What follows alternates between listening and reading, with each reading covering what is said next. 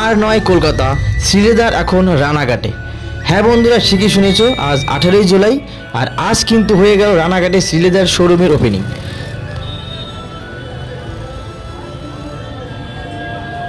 Opening দিনেই হাজার হাজার লোকের ভিড়। এসেই আমার কিন্তু মাথায় হাত যে এত লোক লাইনে দাঁড়িয়ে আছে প্রথম দিন শপিং করার জন্য।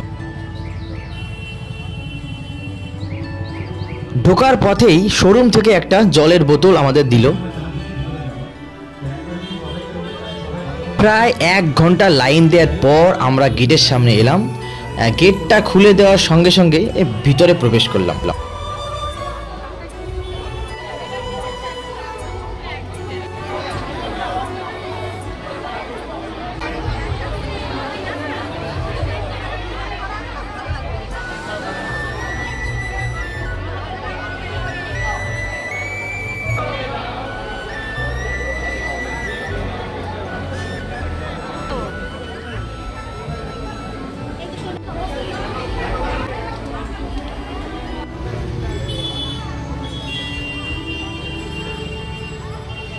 অল্প কিছু কেনাকাটা করে বাড়ির দিকে রওনা দিলাম।